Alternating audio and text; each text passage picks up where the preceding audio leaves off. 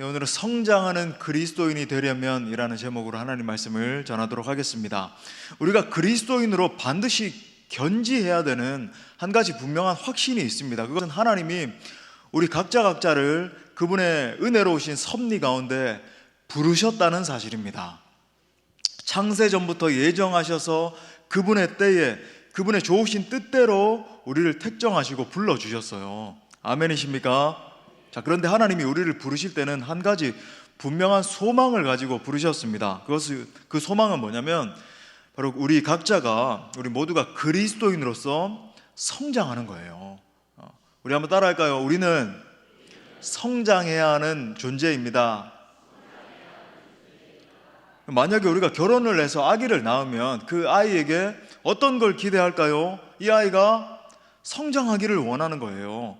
젖을 잘 먹고 잠도 잘 자고 또 나름대로 운동도 열심히 해서 건강하게, 그죠? 마치 포동포동 미쉐린처럼 살도 찌고 그렇게 자라나기를 원하는 겁니다. 반대로 여러분, 이 아이가 태어났음에도 불구하고 자라지 않는다면, 키도 크지 않고 몸무게도 늘지 않고 그러지 않는다면 부모에게 가장 큰 걱정거리가 될 거예요. 뭔가 병이 생긴 겁니다. 마찬가지라고 하는 거예요. 하나님도 우리가 그리스도인으로서 지속적으로 성장하기를 원하십니다. 그래서 사도 바울이 에베소 교회 성도들에게 교회론을 설명을 하다가 이렇게 권면을 하는 거예요. 에베소서 4장 15절, 오늘 읽지는 않았지만 그 앞에 보니까 오직 사랑 안에서 참된 것을 하여 범사에 그에게까지 자랄지라 그는 머리니 곧 그리스도라. 무슨 말인가? 너희가 정말 건강한 그리스도의 공동체가 되기를 원해. 이제 교회론에 대해서 지금 설파하고 있잖아요, 그죠? 교회론에 대해서 설명을 하고 있으니까 너희가 진짜 건강한 그리스도인의 그 공동체 되기를 원하면 어떤 분이신지 드러내고 하나님의 선교에 동참하고 힘있고 능력 있는 그런 공동체가 되기를 원해. 그 비결 중에 가장 핵심은 뭐냐면 너희 각자가 예수 그리스도를 닮은 그리스도인으로 성장하는 거야, 자라나는 거야 라고 지금 강조를 하고 있는 겁니다. 교회들마다 여러 가지 소그룹들의 다양한 시스템들이 있고 또 양육 프로그램들도 굉장히 다양하게 있잖아요. 물론 그런 훈련들도 필요하고 우리 교회도 그런 훈련들을 합니다만은 지금 사도는 그런 어떤 프로그램들을 실행하기에 앞서서 근본적인 질문을 던져야 된다는 거예요. 그것은 바로 그리스도인 자신의 이 성장 상태와 방법에 대해서 진지하게 질문하는 것입니다. 나는 과연 성장하고 있는가? 나의 지금 신앙 상태는 현주소는 어떤가? 내가 과연 성장하기 위해서는 어떤 방법들을 붙들어야 되는가? 질문을 진중하게 던져야 된다라고 하는 겁니다. 자, 이제 상반기를 마무리하는 시점이 벌써 됐잖아요. 2023년 시작한 게 엊그제 같은데, 그죠? 이러다 보면 이제 하반기 다 지나갈 때가 옵니다.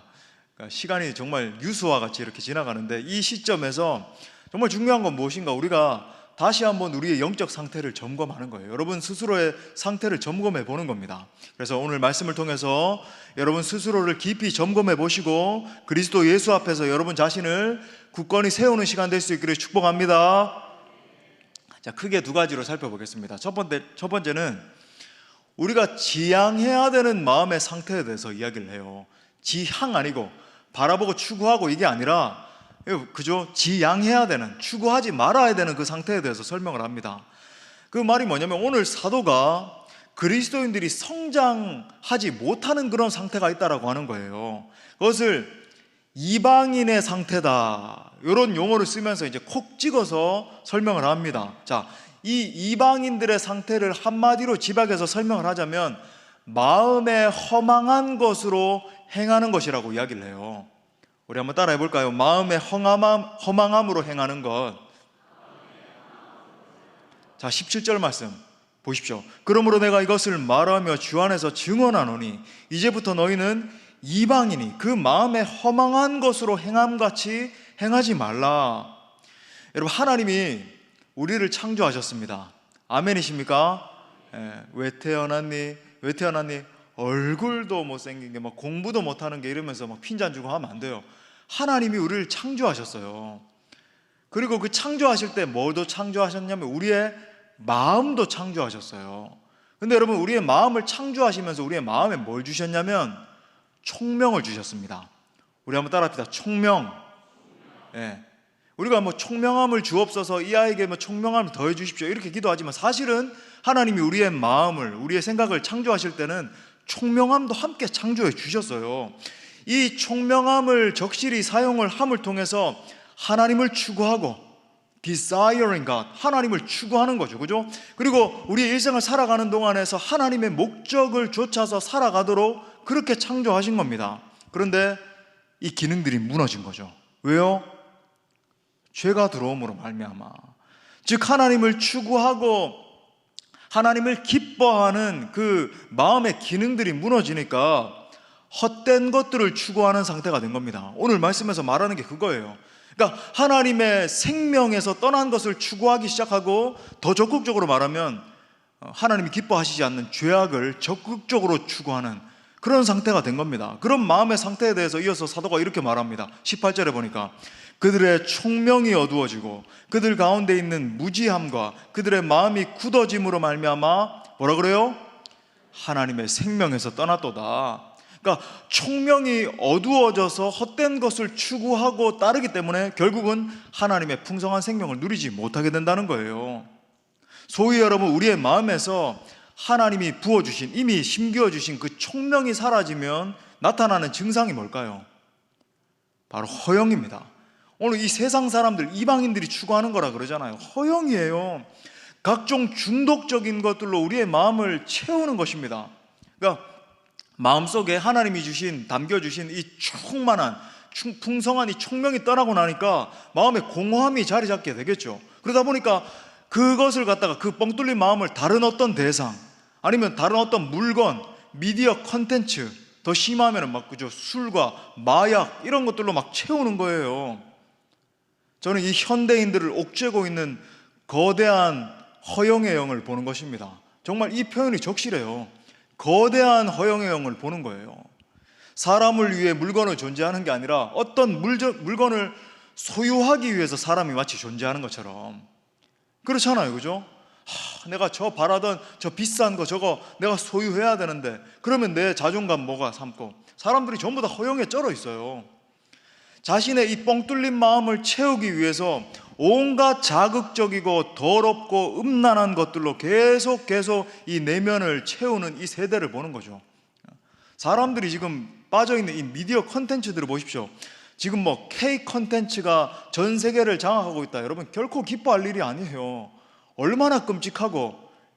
제가 뭐 그 특정한 어떤 컨텐츠를, 저는 그런 것들을 뭐 넷플릭스 그 한국 K 컨텐츠를 전 세계인들 중에서, 넷플릭스 구독자 중에서 60% 이상이 본다면서요.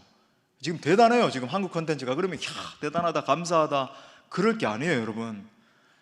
저는 뭐 한 번도 그런 프로그램을 진짜 하나님이 아시지만 본 적이 없어요. 오징어 게임 이야기만 들었지 뭐 볼 시간도 없고 보지도 못하는데, 근데 문제가 있죠. 여러분, 뭐 잘 알려진 그 오징어 게임만 해도 얼마나 끔찍해요.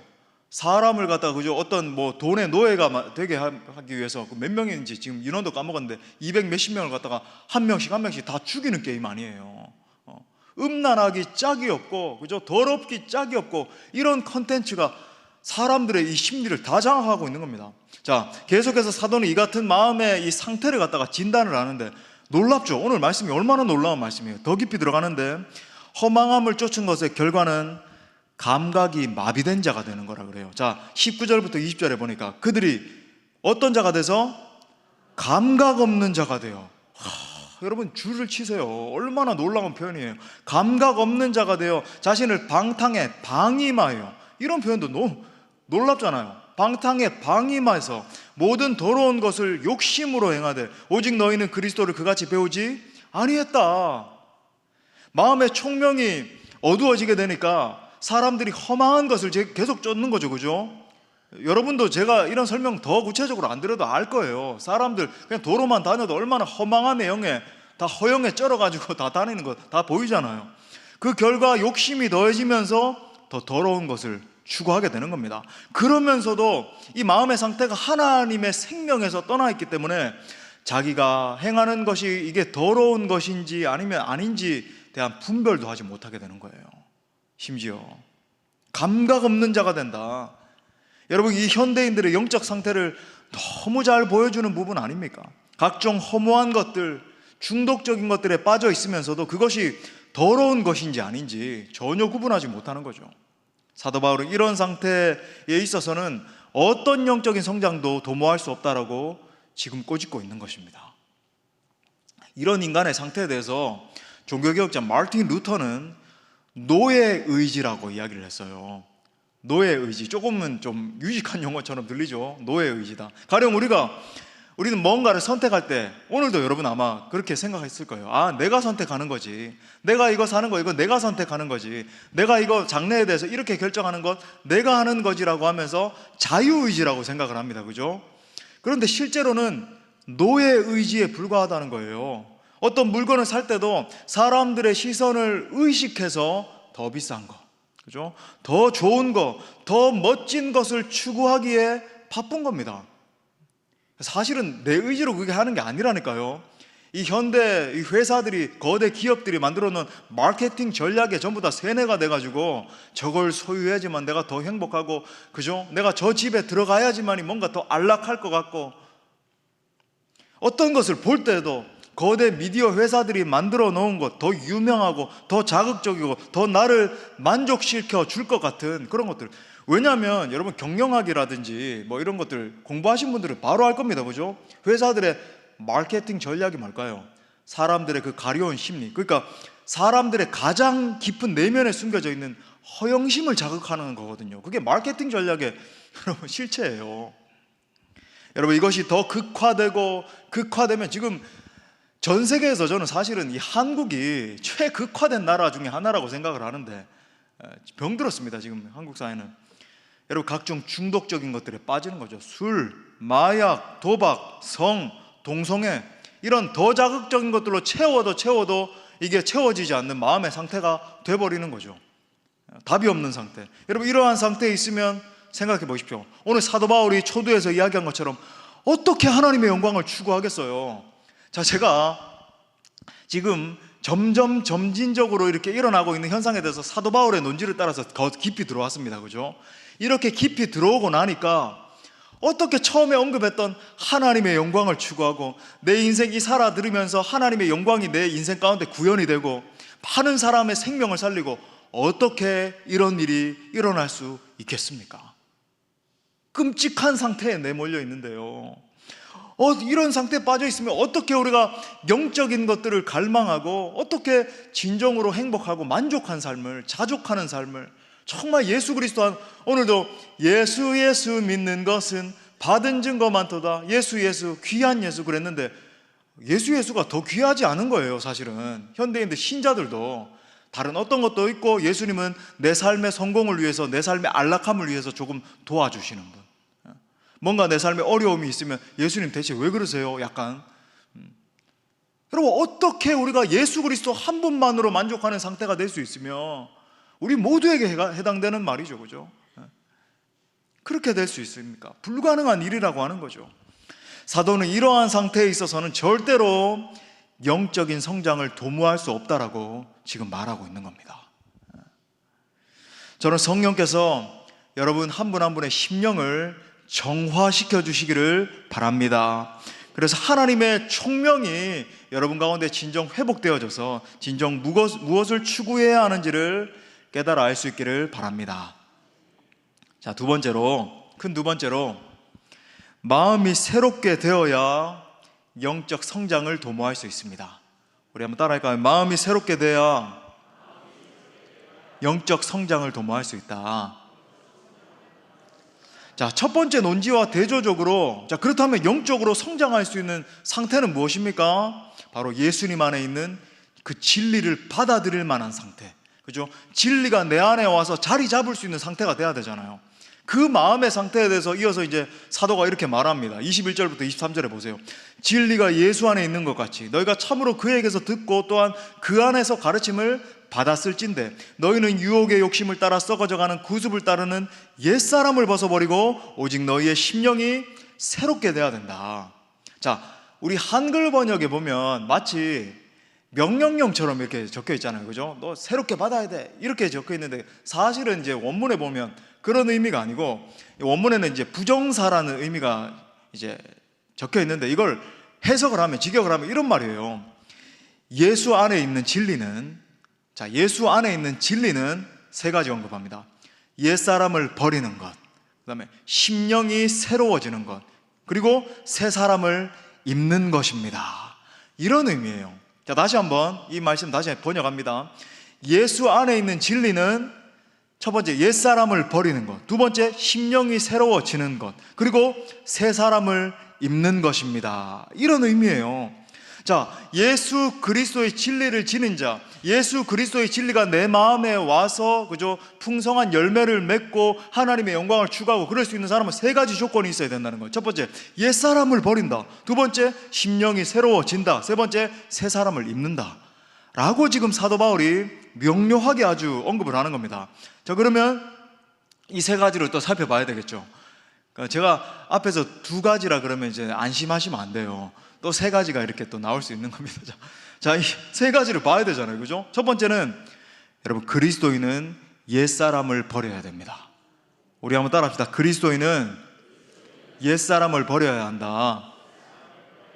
자, 사도 바울이 지금 성장하는 그리스도인에 대해서 우리가 살펴보고 있습니다. 그죠? 성장하는 그리스도인이 되기 위해서 제시한 첫 번째 조건은 뭐냐면 옛사람을 버리는 거예요. 22절, 너희는 유혹의 욕심을 따라 썩어져가는 구습을 따르는 옛사람을 벗어버려야 된다.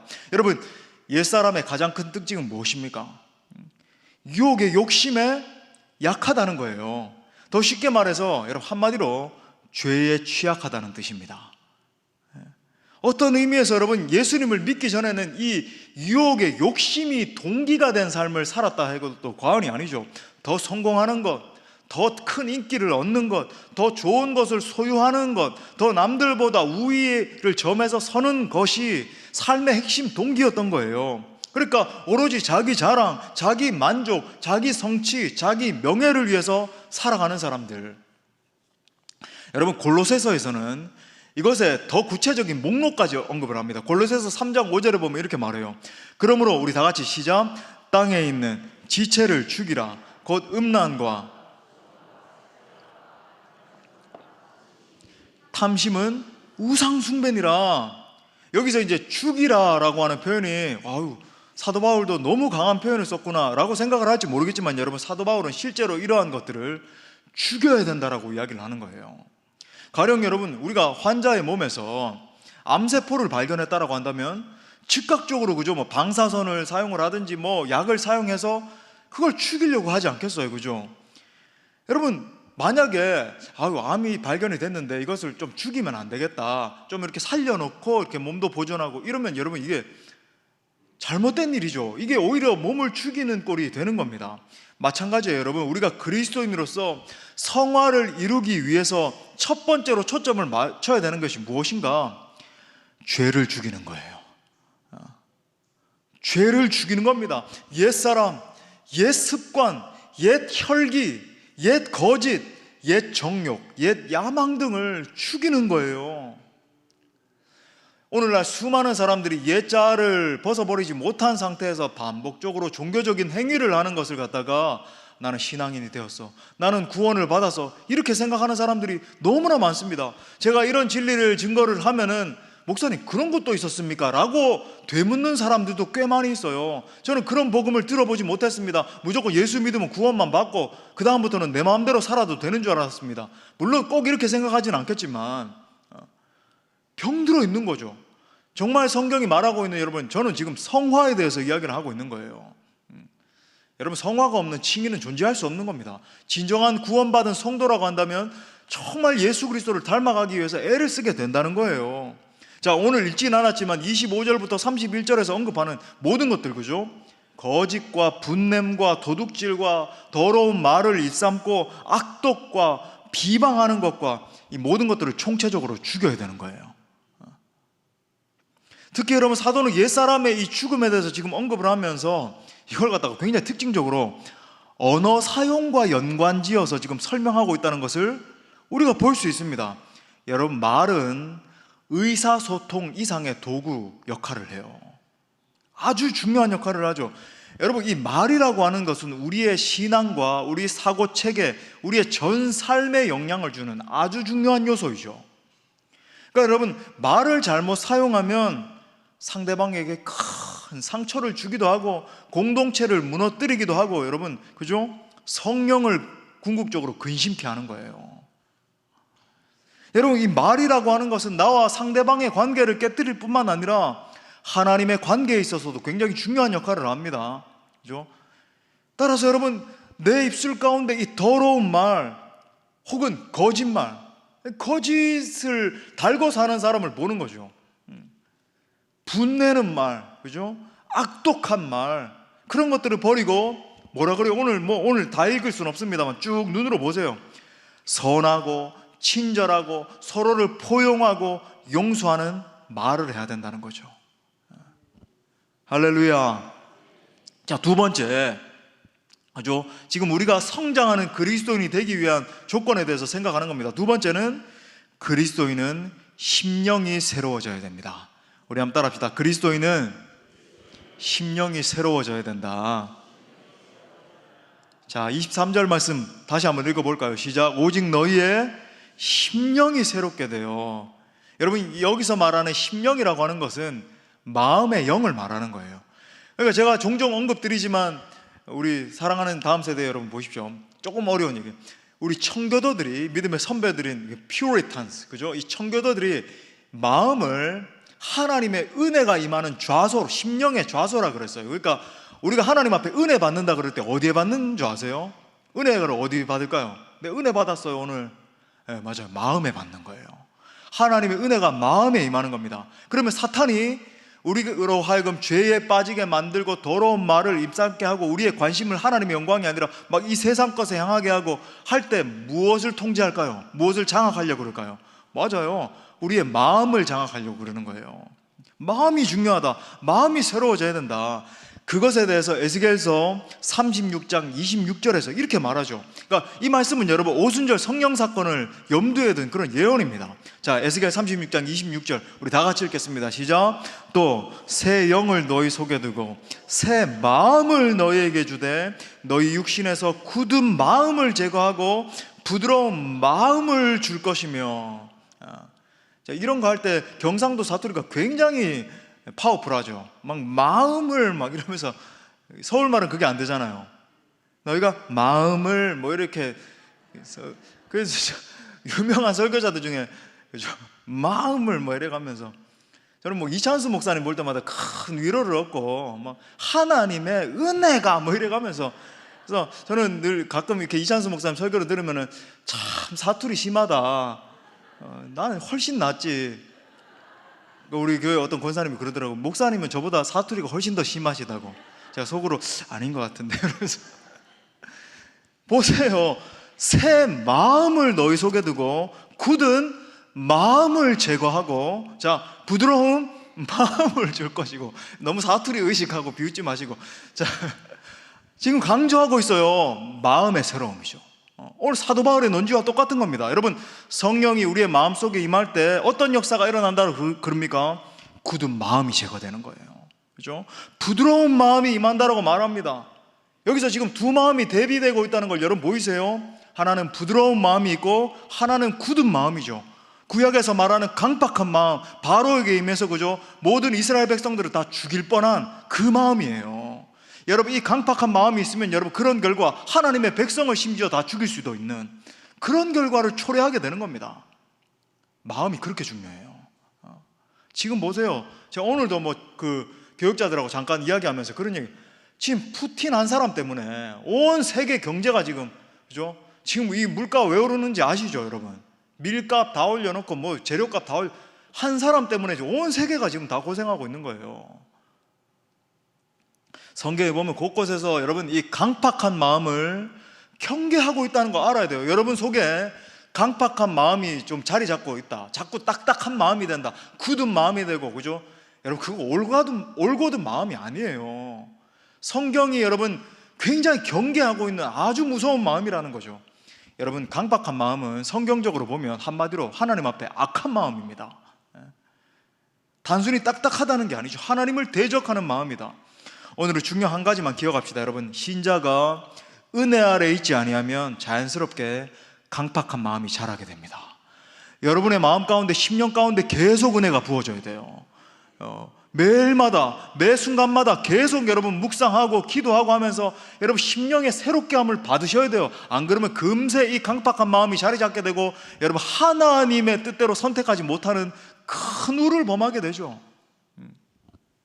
하나님을 대적하는 자리에까지 이르게 되는 겁니다. 그렇기 때문에 여러분 반대로 우리는 뭘 사모해야 될까요? 예수 그리스도의 임재, 성령의 임재. 제가 오늘 이 에스겔서 36장 말씀이 성령의 임재를, 그죠? 오순절을 염두에 두고 한 예언이라 그랬잖아요, 그죠? 내 마음속에 여러분 적극적으로 성령 하나님께서 임재하셔서 심어지시길 위해서 노력해야 되는 거예요. 그래야 여러분 내 삶 속에서 성령의, 여러분 사도 바울이 또 이 논지 가운데서 성령의 열매를 또 이야기한 거거든요. 적극적으로 성령의 열매가 맺히는 일이 일어나기 시작하는 겁니다. 여러분 그런 의미에서 오늘 이 밤에 우리가 점검해야 되는 것이 무엇일까요? 내 마음의 상태예요. 그래서 제가 서두에 내 마음을 점검해야 된다고 이야기 드린 겁니다. 내 마음 속에 과연 성령께서 주시는 생각으로 가득한지 아니면 이 육체의 생각으로 가득한지, 그죠? 성령 하나님께서 부어주시는 그 마음으로 가득한지, 그죠? 부드럽고 온유하고 겸손하고 하나님의 비전이 있고 오늘 찬양한 것처럼 소망, 나의 소망 되신 주, 소망으로 가득하든지 아니면 여러분 악독한 생각, 그죠? 아주 내 자아적인 생각으로 가득한지 여러분 점검하셔야 돼요. 이 6개월이 지나서 상반기가 지나는 이 시점에서 점검해야 되는 가장 중요한 것, 혹 마음속에 더러운 정욕, 거짓, 교만, 악독, 혈기, 세상적인 야망이 가득하다면 여러분 정말 기도하셔야 됩니다. 성령 하나님 제게 임하셔서 저의 마음을 정화시켜 주옵소서. 저로 하여금 영적인 길을 걷게 하여 주옵소서. 저의 눈을 들어서 예수 그리스도의 나라를 바라보게 하여 주옵소서. 여러분 묵상하시잖아요, 그죠? 매일매일 빠지지 않고 묵상하셔야 되는데 묵상하실 때도 여러분 뭘 점검하셔야 되냐면 여러분의 마음을 계속 점검하셔야 돼요. 말씀에 비춰서. 어떤 사람들은 이렇게 목회자들이 이제 페이스북을 많이 해서 저도 어쩔 수 없이 이제 종종 글도 올리고 목사님들과 교제하는데 뭐 목회자들이 이제 글도 많이 쓰고 하잖아요. 이렇게 보면은 묵상을 매일 올리는 분이 있는데 설교를 올리세요. 여러분 그러면 결코 자기 자신의 이 마음 상태에 정직한 직면이 일어날 수 없어요. 별로 좋은 묵상 방법이 아닙니다, 그죠? 제가 묵상 강의할 때 말씀드리잖아요. 묵상할 때 설교문 쓰면 안 된다. 정말 정직한 내 마음의 상태와 이 상태를 갖다가 하나님의 임재 가운데, 하나님의 말씀 가운데 가지고 나가서 여러분 이 마음 상태를 말씀 가운데 내놔야 되는 거예요. 그래서 정직하게 이 말씀 가운데 내 심령이 쪼개지는 게 이 묵상의 관건인 겁니다. 할렐루야. 그러므로 성령께서 여러분의 마음을 정화시켜 주시기를 바랍니다. 자, 마지막 세 번째, 그리스도인은 새 사람을 입어야 됩니다. 우리 또 따라합시다. 그리스도인은 새 사람을 입어야 한다. 자, 24절 말씀 다시 한번 읽겠습니다. 시작. 하나님을 따라 의와 진리의 거룩함으로 지으심을 받은 새 사람을 입으라. 아멘. 자, 여기서 말하는 의와 진리의 거룩함으로 지으심을 받은 새 사람을 입다라고 하는 말은 여러분 보세요, 어떤 감상적인 말이 아니에요. 많은 분들이 이 신앙을 갖다가 조금 감상적으로 이렇게 받아들이는 것 같아요, 그죠? 자기를 부인하고 자기 십자가를 지고 나를 쫓으라 그러면은 뭔가 감상적으로 뭐 그냥 이렇게 그 정도로 희생적으로 하라는 거구나, 그런 말이 아니라고 제가 말씀드리잖아요. 정말 자기를 부인하고 자기 십자가를 지고 나를 쫓아와야, 주님의 길을 따라와야 진짜 제자라고 제가 말씀드렸잖아요. 아니면 나머지는 다 가짜인 겁니다. 여러분 오늘 이 말씀은 전투적인 측면을 강조하는 말이에요. 무슨 말인가? 여러분 사도는 6장에서 한 번 더 입다라고 하는 표현을 쓰면서 그 의미를 분명히 합니다. 자, 에베소서 6장 11절에서 이렇게 말해요. 마귀의 관계를 능히 대적하기 위하여 하나님의 전신갑주를 입으라. 똑같은 말이에요. 즉 하나님이 주시는 여러분 이 새 사람을 입은 사람은 동시에 하나님의 전신갑주를 입은 사람이라는 말이에요. 우리는 보통 이 신앙생활을 갖다가 좀 추상적으로 생각하는데 새 사람을 입으라 그러니까 오늘 말씀에서도 약간 뭐 새롭게 된 느낌을 가지고, 그죠? 새 사람이 되는 게 뭐지? 약간 이렇게 내가 새롭게 됐구나, 저 세상 사람들하고는 조금 다른구나, 이런 느낌을 가지라, 이런 식으로 대부분 생각하거든요. 여러분 그런 의미가 아닙니다. 여러분 우리가 신앙생활하는 현장은 매우 실제적이고 치열한 영적 전투의 현장이에요. 사탄 마귀가 우는 사자와 같이 끊임없이 달려들어서 신자들을 방해하고 넘어뜨리기 위해서 삼킬 자를 찾고 있죠. 계속해서 우리의 마음 가운데 정죄감을 심어주고 불안감을 주고 공허감을 주고 잘못된 생각과 감정을 계속 붙여가지고 우리를 넘어뜨리려고 하는 겁니다. 여러분, 그러한 영적인 전쟁이 정말 생생한 현실이라고 한다면 우리는 어떻게 반응해야 될까요? 여러분, 우리의 옛사람대로 반응해야 될까요? 아니면 새 사람대로 반응해야 될까요? 만약에 우리의 내면에 이 옛사람이 시키는 대로 반응하게 되면 여러분 어떤 일이 벌어질까요? 거짓과, 오늘 사도 바울 얘기하는 거짓과 악독과 교만과 시기와 분노와 포기와 절망 등의 여러분 파괴적인 열매들이 우리의 삶 가운데 계속 맺혀지게 될 것입니다. 여러분의 삶에, 여러분 이게 우리가 선택하는 거잖아요. 옛사람이 시키는 대로 반응하면 계속 여러분의 삶 가운데 이런 열매들이 맺혀지는 것을 보게 될 거예요. 하나님 탓할 게 없다니까요. 반대로 여러분, 새 사람의 방식대로 반응하면 어떻게 될까요? 사탄 마귀의 공격을 적극적으로 대적하게 되겠죠. 예, 그 내용이 이어지는 에베소서 6장 13절부터 17절의 내용이란 말입니다. 하나님의 전신갑주를 입고 사탄의 괴계를 적극적으로 부수는 걸 말하는 거죠. 그러니까 제가 오늘 말씀이 굉장히 사도 바울이, 그죠, 우리의 이 새 생활에 대해서 언급을 하면서 정말 새롭게 됨을 입는 게 뭔가, 죄와 굉장히 밀접하게 지금 설명하고 있다는 걸 알 수 있죠. 벌써 2년이나 된 것 같은데 제가 이렇게 살펴보니까 아퀴나스가 언급한, 그죠, 죽음에 이르게 하는 7가지 치명적인 죄에 대해서 우리가 2년 전에 살펴봤었거든요. 우리 새로 오신 분들, 궁금하신 분들은 이렇게 또 금요 성령집회 말씀 2년 전 거 찾아보시면 되는데, 교만과 시기와 탐욕과 탐식, 분노, 정욕, 나태, 이것들을 갖다가 이제 중세 교부들, 이게 사실 아퀴나스가 처음 만든 게 아니라 사실 사막의 교부들로부터 시작된 사상인데, 그 교부들로부터 토마스 아퀴나스가 정리한 거죠. 여러분, 이런 것들이 우리를 타협하게 하고 우리의 정신을 막 침공해 들여오고 세속적인 생각으로 우리를 막 넘어뜨리려고 할 때 적극적으로 이 사탄의 괴계를 무너뜨리는 겁니다. 대적하는 거죠. 반대 정신으로 싸우는 거예요.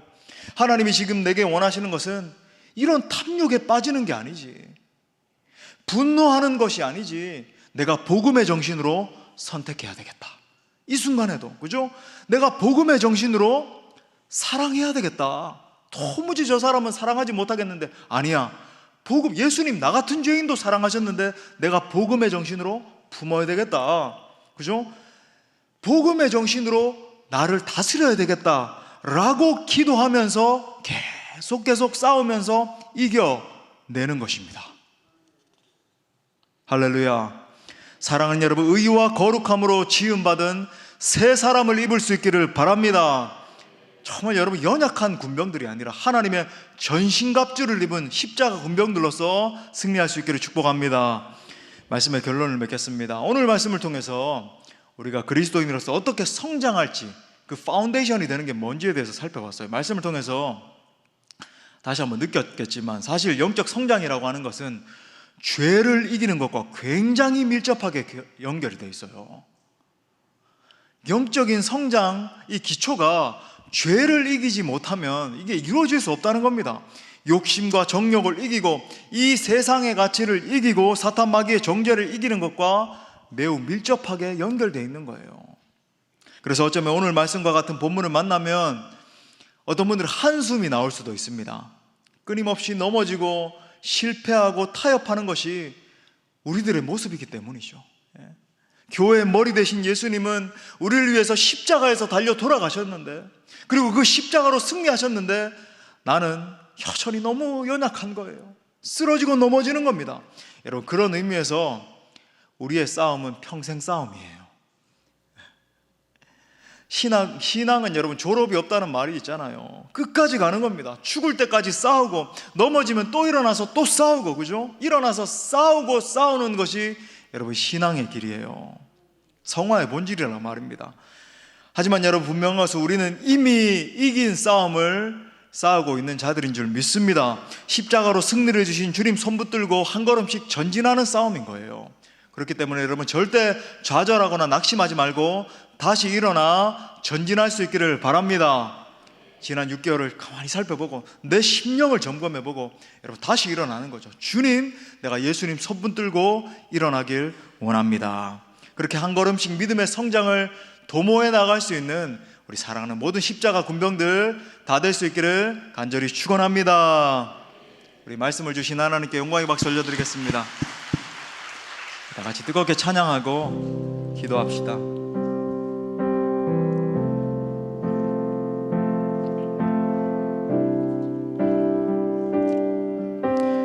목마른 사슴 시냇물을 찾아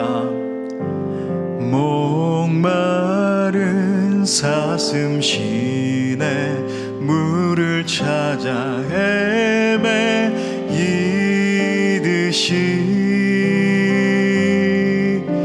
내 영혼 주를 찾기에 갈급하나이다. 목마른 사슴 시냇물을 찾아 헤매이듯이 내 영혼 주를 찾기에 갈급하나이다. 주님만이 나의 힘, 주님만이 나의 힘, 나의 방패, 나의 참 소망, 나의 몸 정성 다 바쳐서 주님 경배함이 금보다 귀하십니다. 주님, 금보다 귀한 나의 주님, 내게 만져 주신 주, 당신만이 나의 기쁨 또한 나의 자, 주님만이 나의 힘 되십니다. 주님만이 나의 힘, 나의 방패, 나의 참 소망, 나의 몸 정성 다 바쳐서 주님 경배함. 주 품에 품으소서 고백합시다. 주 품에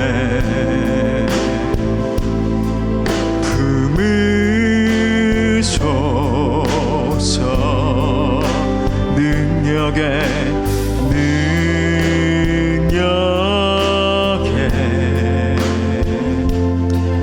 발로 덮은 거친 파도 날 향해 와도, 거친 파도 날 향해 와도 주와 함께 나라고르리.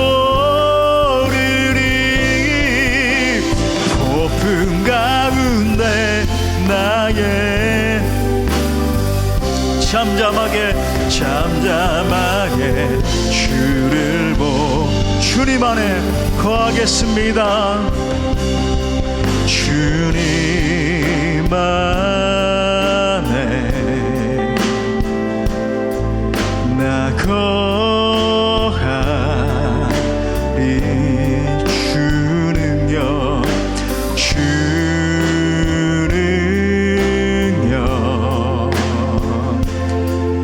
나 잠잠히 우리 두 손 높이 들고 주님을 붙드시면서 거친 파도 날 향해 주와 함께 나라고르리.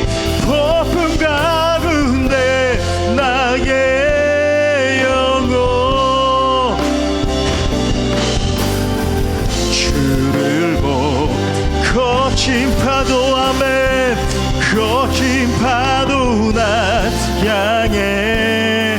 주와 함께. 할렐루야. 아멘.